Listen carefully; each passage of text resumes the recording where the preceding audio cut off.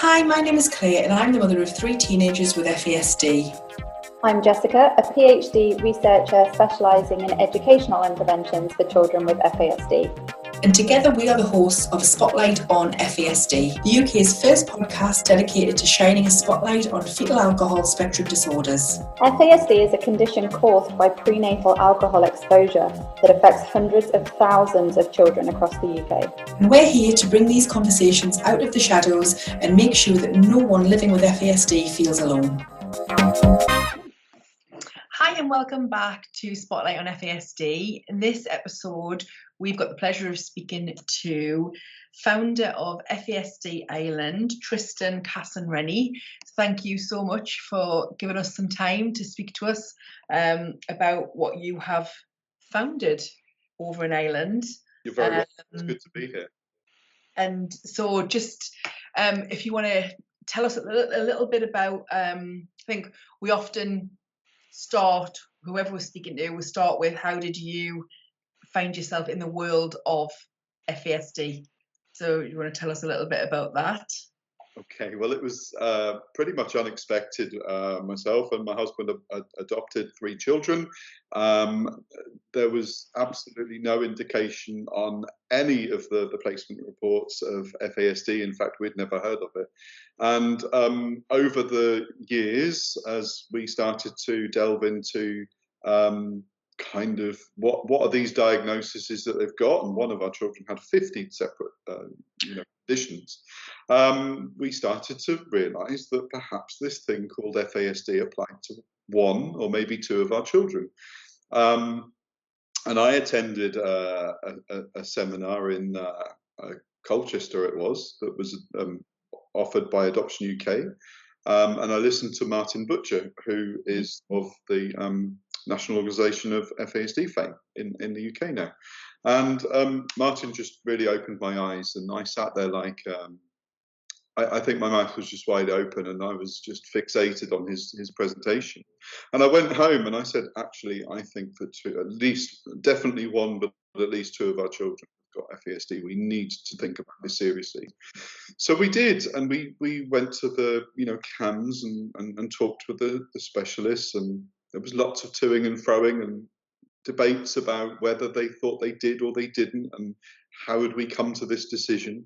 But eventually, we got the diagnosis, and I think through the challenges of having to pursue those diagnoses, we learned a lot, and so that's really where our knowledge has come from about FASD. At the time, I was working as a parent advocate in the education system for parents who were chasing EHCPs or challenging for EHCPs. And so it kind of went hand in glove for me to learn about FASD and to have to advocate for my own children at the time. And I've continued on with that now, and that's where I find myself here. It's like, it sounds so, the whole time that you're speaking, it sounds so flippant for me to want to say. There's just one word that I feel like I just want to say, and it is same. Same. Yeah.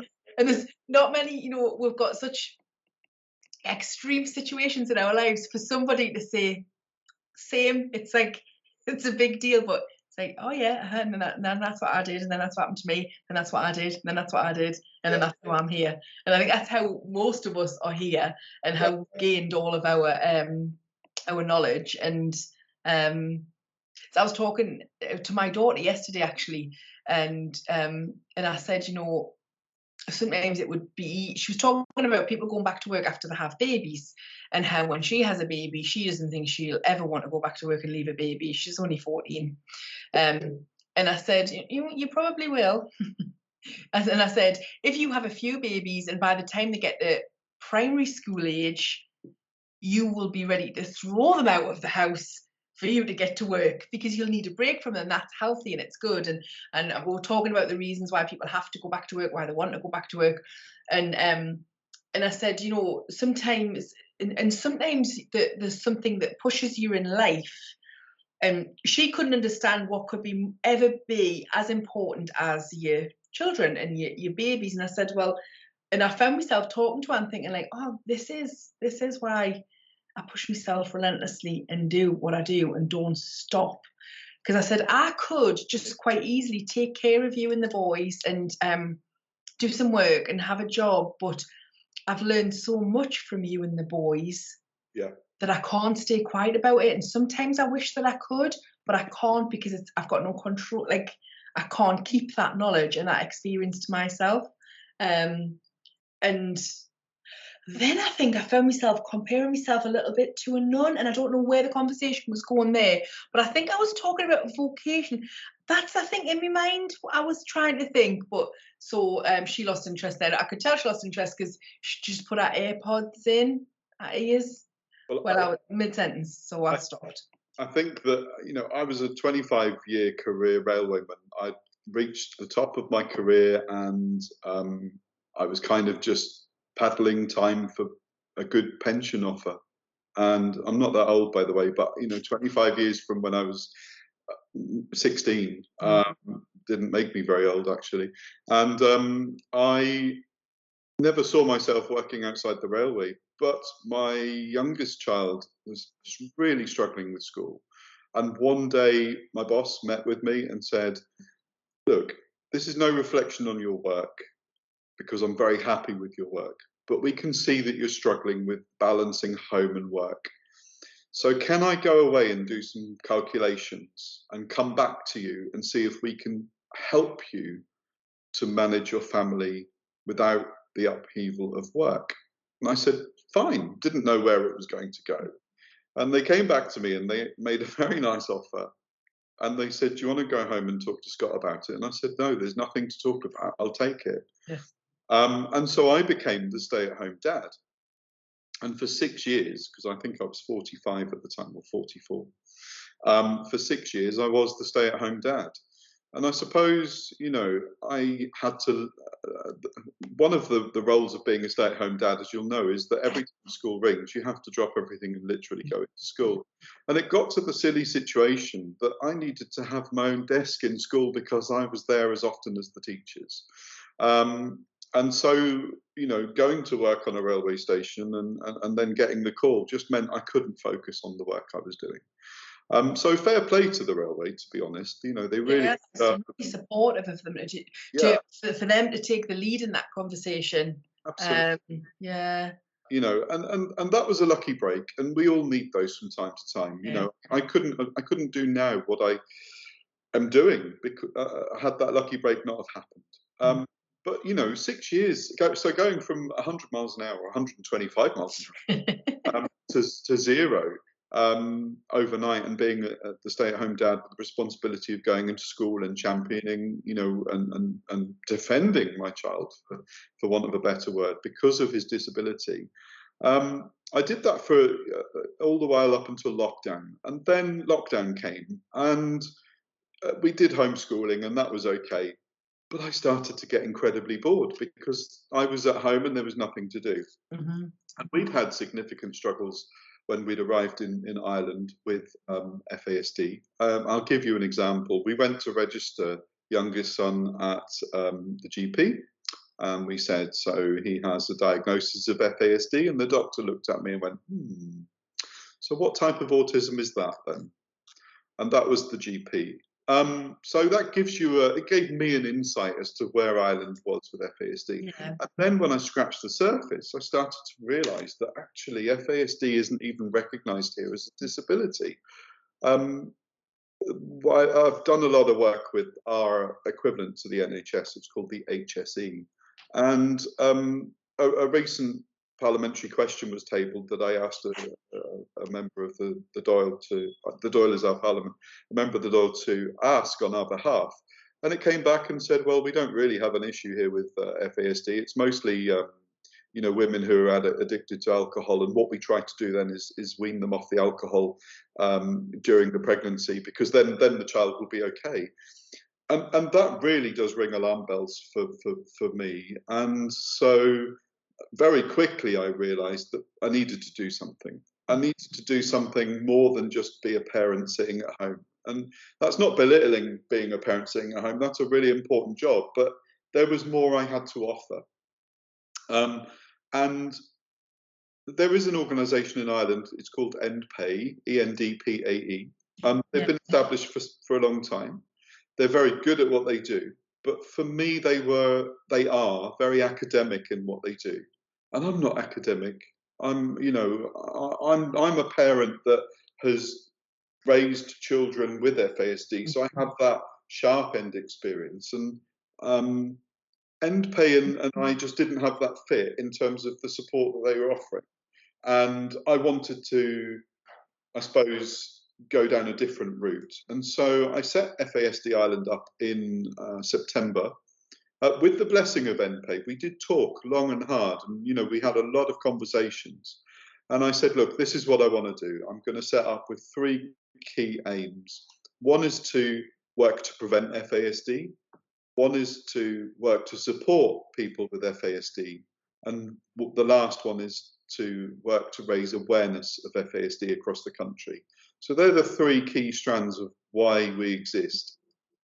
And to all intents and purposes, that is our focus every day. In fact, we're just getting some signage made for the new offices over the front door, and those 3 words are in that signage because it's very important to us. It reminds us every single day we come into the office why we're here. Raising awareness is very much about talking about FASD, and my hashtag in all my tweets is hashtag Let's Get Ireland talking about FASD. Now, I get told off because that hashtag's too long. There's no other way to make it shorter. That's our message. We have to get this country talking about FASD. Ireland is the 3rd highest prevalence of FASD globally out of 187 countries, after only Croatia and South Africa. I did not know that. Yeah. And, this isn't about people finding out they're pregnant and going out and drinking. This is about society actively promoting drinking through pregnancy since the 50s, where, I hear stories of the nurses pushing trolleys of stout around and saying to the pregnant mothers, drink this so that you don't get anemia and it looks after the baby as well. That's society that's grown up that way. It's nobody's fault. Yep. But we now know the risks of alcohol. And so part of our role as FASD Ireland is to start educating society and saying there are risks. You need to listen to them. We need to have some very, very difficult conversations. And we're here to support you. We're not going to blame you. There is no shame in the process. We are here to support you going forward, because if you're struggling at home with your child and you don't have a diagnosis and the country doesn't recognise FASD as a disability, there is no pathway for you to follow. So we're here to offer you support to help you with that. And then on the flip side of that, I'm working with the members of the Dáil, the TDs, our MPs, and we are challenging legislation, we are gathering support, and we are talking about FASD every single day with them. Yeah. So do you feel like you're being met with much resistance, or do you feel like you're being supported in the journey? I've learned a couple of things, and one, Sandra Butcher gave me some very good advice recently, and she said, whenever you talk to somebody about FASD, always start with, I may say something that might cause you to question yourself. Now, I learned that because when I've spoken to a TD, say, for example, and we've had a great chat about FASD, they've gone completely white and they've said, but my wife was drinking. Should I be worried? I've got 2 daughters. And so the conversation turned to that. Yeah. So from trying to gather support and lobby to being the supporter. And then, of course, when you try and make contact with that TD again, they don't want to talk because they're in deep shame. So that's one side of what happens. The other side of what happens is you can talk to a TD and they're like, I've heard about this. I'm really keen that we need to do some work together. Let's do it. And so we have, at the moment, we have 6 TDs in our stable. We have 2 senators as well. And they work for us as hard as they possibly can to raise awareness in the political system. Oh, fantastic. Yeah. That's absolutely amazing. And I think as well, it's kind of that I love that Sandra had said that, because the amount of times that I've delivered even so kind of just trauma informed practice training, but obviously when you are entrenched in FASD, you shoehorn it into every conversation.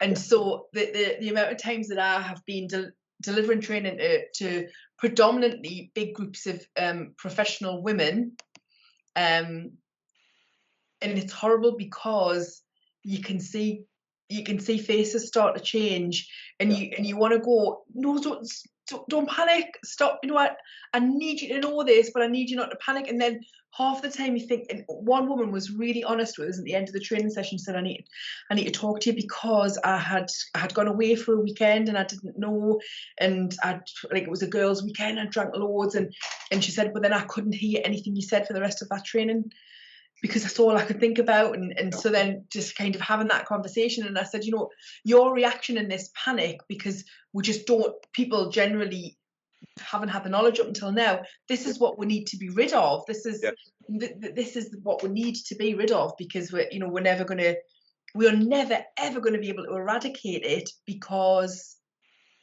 so many pregnancies are unplanned and people don't know they're pregnant. So it's always accidental, and we always circle back to the fact of, when we know better, we do better. And Jess and I always talk about how you used to smoke on aeroplanes. Yes. And we know better now, so we don't do that. And seatbelts were not required in cars, but we know better now. So and you could still travel on the journey, it was just a lot more dangerous.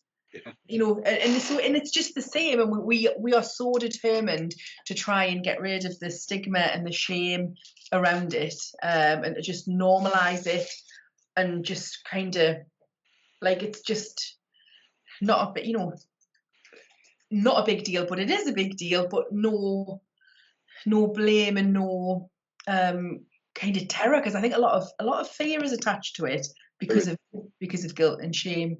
Yeah. So take for example my son's high school. There are 700 children. He's the only child in the school with a diagnosis of FASD.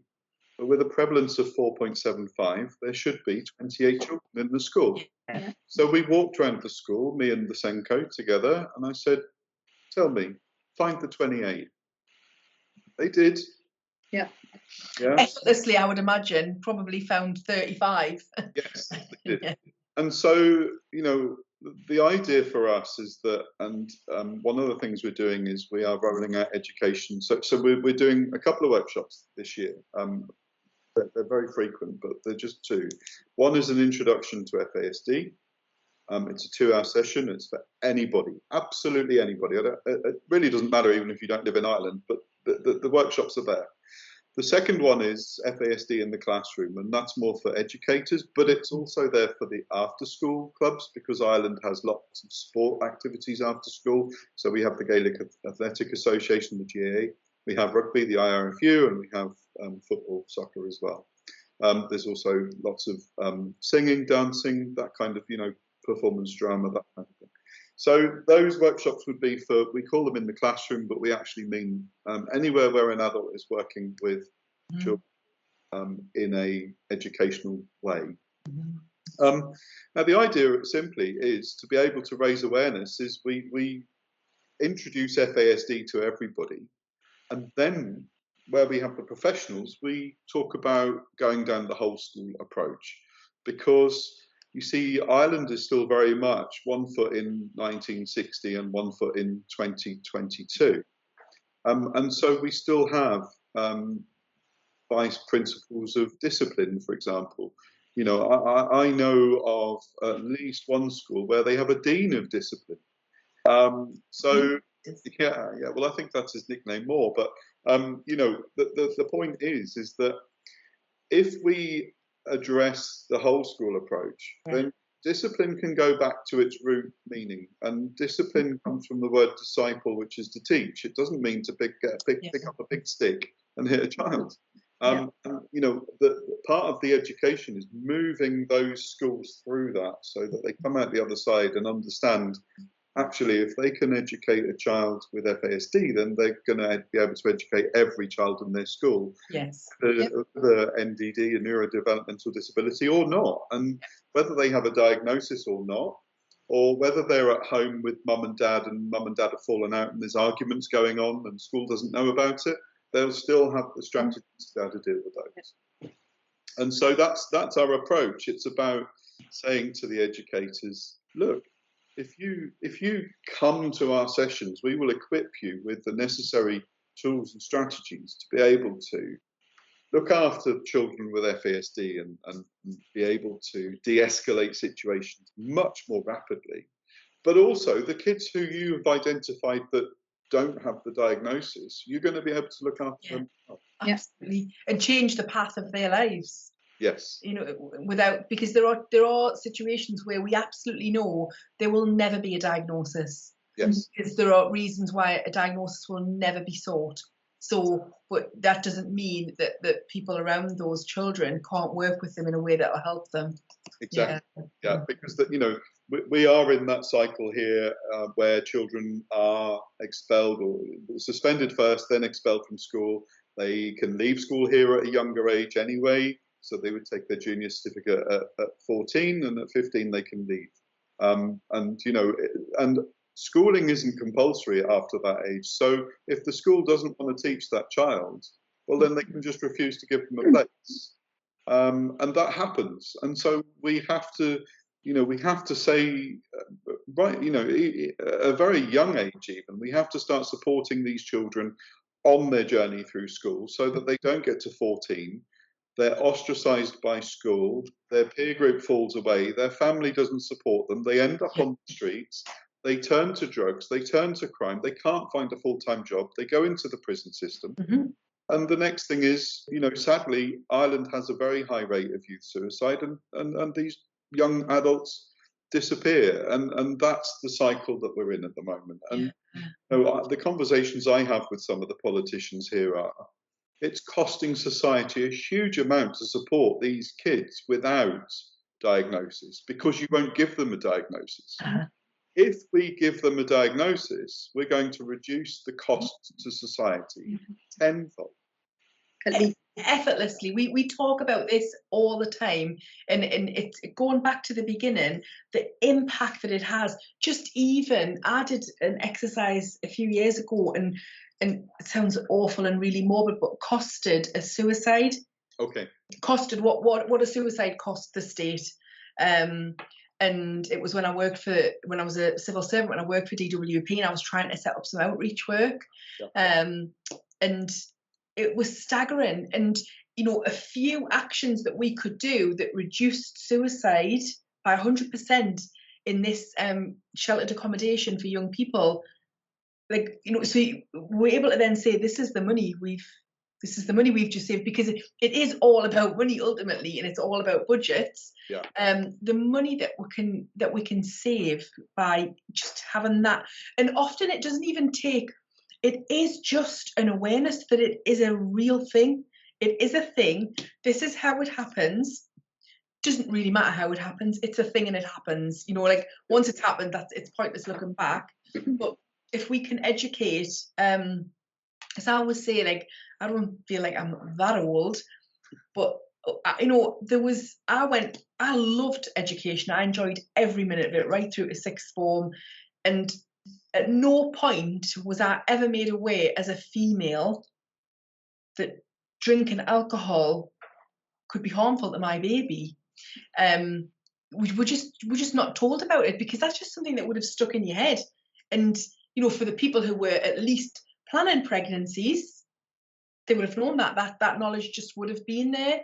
And I think it is there, the touch on it a little bit now, it is there a little bit, but it's just, there's such a shift that we need to have in society of, and I always say this, like, I'm not anti-alcohol at all, but it's so, something good happens, have a drink, something bad happens, have a drink, you feel happy, have a drink, you feel sad, have a drink, you've got too much work on, have a drink, if you haven't got enough work, have a drink, and it'll just always make everything feel better. and it's just we're just bombarded with it all the time, so we feel the pressure. And I know, I've got a teenage daughter who I am able to really quite successfully cocoon from a mainstream, a kind of outside environment, but the pressure on her via social media and peer groups to be consuming alcohol is massive, absolutely huge. The conversation is around appropriateness, isn't it? Because we talk about swearing, so everybody swears, okay, but we swear when it's appropriate to do so, okay. Usually, if your parents are right beside you, no matter what age you are, it's very unlikely that you swear. Okay. Yep. So similarly, the conversation is about appropriateness of drinking. Of course, people can drink. I have absolutely no objection to anybody having a drink as long as it's appropriate. And so this is where the conversation comes in. We know there are risks in drinking alcohol whilst planning to conceive or pregnant. So that's not appropriate to drink any alcohol at that point. And so that's the education, the message we have to get across. Now, we, unfortunately, in Ireland have one arm tied behind our back, and it's a real difficult one. Any organisation like our own that works with the HSE, so your NHS, we have to agree that we will not accept any funding from the alcohol industry. And we also, in doing so, have to agree that we won't work with the alcohol industry. Now, my background in the railway is if there's a problem, if you're part of a problem, you're part of a solution. Yeah. And I see the alcohol industry as part of the problem. So therefore, surely they must be part of the solution. There's legislation on the statute book here in Ireland dated 2018, I believe, and it's the Public Health Alcohol Act. Section 12 of the Public Health Alcohol Act decreed, and it's signed to statute, that all containers, cans, beers, bottled beers, whatever, bottles of wine, must contain a label on the outside giving the risks of drinking alcohol while pregnant. They've never implemented that. That's never been implemented. It's on the statute book. They did implement part of the act, which is that you no longer can earn Tesco Club Card points on alcohol. Well, that was really important, wasn't it? But they never implemented the message that saved the 600 babies a year being born with FASD in this country, putting that educational message on the bottle. Now, I would love to go talk to the big brewers, Diageo, whoever in Ireland, and say, come on, lads, this legislation is going to come and get you eventually. It's currently in the European Court, actually. It's due to come out 2024. Spain have objected to it for whatever reason. And so I want to go to them and say, come on, let's put this label on the back of your tin. Yeah, do it willingly, do it up front ahead of being forced to do it. Yeah. But there's such a disconnect and a distrust between all of the organisations currently and the alcohol industry in this country that they're actually banned from working with them, banned from talking to them, and banned from accepting any funding from them. Now, I accept that the funding question is a difficult one. We should be autonomous. So FASD Ireland, we do not accept funding from the alcohol industry. But what about if the alcohol industry said, we want to send 10 of our marketing people on an FASD awareness course, and we're going to pay you the rate that the public pay for that? I have to say no. Wow. Okay, I have to say no. Now, what astonishes me, and this is where it gets really political, what astonishes me is that I declared that as an organisation to EU FASD, UFAS, the European organisation. And they have refused my application as a member of their organisation because I said, I have to be honest with you, if an alcohol industry wants to send 10 people on a awareness course for FASD and they're paying the same rate as somebody else, and I don't know that they're working for the alcohol industry, then I'm going to train them, aren't I? I'm going to let them into the workshop. So I'm declaring to you now that might happen. they said, well, if you're going to accept money off the alcohol industry, well, you can't be a member. So I said, okay, fine, but I'm being honest. I'm being honest.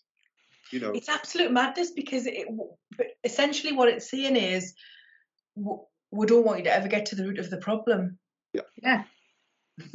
Yeah, it's like running through treacle sometimes, but we remain, as an organisation, we remain focused on our 3 core aims. Yeah, No, and we have to, because we will plod on and support those families. We will actively try to educate young people as they're in secondary school and in higher education, and when people are going to family planning clinics and when they're buying contraception, we will try our best to get those notices, posters, leaflets out there so that the message is there, clear, and we will raise awareness by whatever means it takes. We will do that. So, you know, there are some politics in Ireland that we have to overcome. Yeah.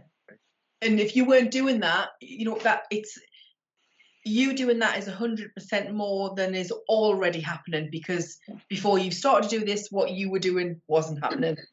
Yeah. So you've got to, and I think that's something, I think as a parent in this world of FASD, you learn to become, I sometimes think that I'm like a professional optimist.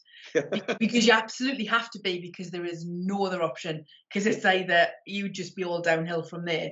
And I think that it's the only way to keep focused is to, you always have to have your eye on the bigger picture, but if you really stop to get entrenched in it, that trickle will weigh you down. Exactly. You can't move and you can't achieve anything. So if you're going to keep chipping away at this, because if you weren't, the work that you are doing wouldn't happen anyway.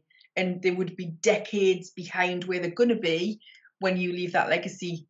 You know, when you kind of finally retire, probably when you're 90. I don't see that far ahead anymore. I've done retirement when I finished with the railway, and it was okay, but I got fed up. So yeah, retirement sucks. I think that actually it's more fun doing what I do. I want to share with you one story, or it's not a story, it's actually the reality that we live in, but it might make your toes curl a bit. So we have a government organisation here in Ireland called the National Council for Special Education. It's a very grand title. They respond to the Minister for Special Educational Needs and Inclusion. We have a minister. So that's all good, yeah? So the National Council for Special Education, very sadly, don't recognise FASD as a disability. And they are the body that determines whether a child gets what you would call a TA support in school. Right. Okay. So take a child with FASD, goes into school, meeting with the SENCO and the parents, and they say, yeah, my child has FASD. The SENCO fills in the forms. Can we have a full-time TA to support this child? And so the TA has, the SENCO has to then get a EdPsych involved for an observation, and has to prepare the medical notes from CAMS, and that all goes up to the NCSE. The NCSE says, well, if they've got FASD, they don't qualify, so they're not getting any support. Okay, so what's happening in Ireland right now, today, every day, is that CAMS and the EdPsychs and all of those professionals that are working with those families are saying, well, we know your child has got FASD, but that's barring them to any help. So we're going to give them a diagnosis of ADHD. And you can see that. And then they can get whatever help they need.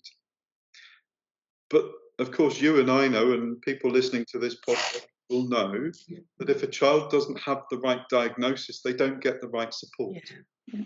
And that's where we are today. And that's why our number one goal right now, and our website is saying this, and I've recently published a blog on it, is that the NCSE is no longer fit for purpose. It was established to support children into education, but it's no longer serving its original intention. And so that's a big challenge. Now, I'm very lucky. I've got a meeting with the Minister for Special Education and Needs and Inclusion in March, and I'm very much looking forward to that. It's taken me 3 years to get into her calendar. Yeah. But it's a start. It's a baby step in the right direction, and we need to start having that conversation. Now, I think that a decision whether to recognise FASD can be done in a heartbeat. I really do. Yeah, and it's all about the awareness, isn't it? It's about getting the right person and being the right person to do it as well. So it's all about the going.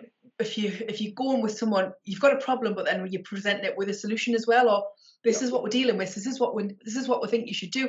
You know, what's to say that you don't get to sit down and they go, oh, okay, so what? Right, okay, so we need to change this now, and that's how things change, isn't it? Because people didn't know.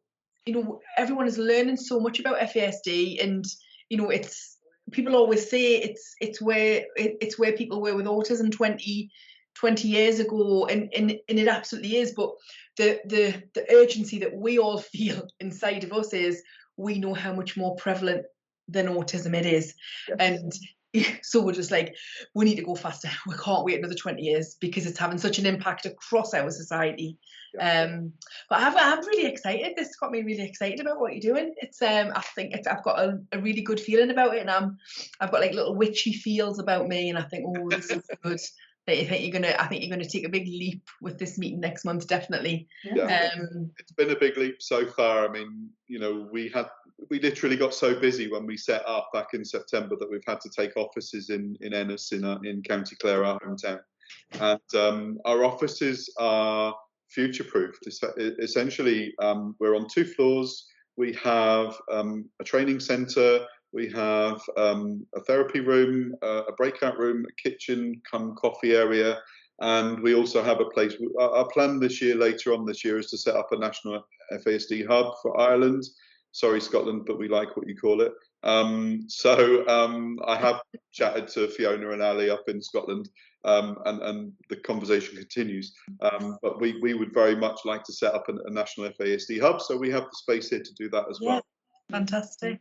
So, you know, the good thing for us is we are fully funded, and we don't need to depend on any government organisation or any grant funding or anything like that to carry on with what we do. And we are really, really happy that we're in that position. Fantastic. It is absolutely fantastic. And I keep thinking, having a little vision, thinking like, oh, I can just envisage me sitting in that little training room at some point over in Ireland and sharing our expertise and joining forces. And I think it's really fantastic.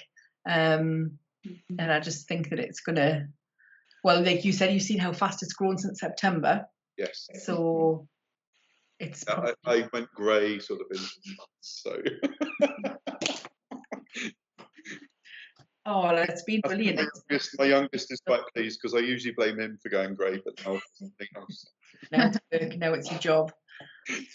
Well, thank you so much for sharing that with us. And we'll share the links to your website on our social media and on the YouTube episode as well, for our listeners who are in Ireland who would like to get in touch with you and seek out some help. So it's been lovely talking to you. So thank you so much for giving us the time, and I'm sure that we will talk to you again. I'm sure. Yeah, good to talk to you. Thank you. Definitely, and thank you everyone for listening.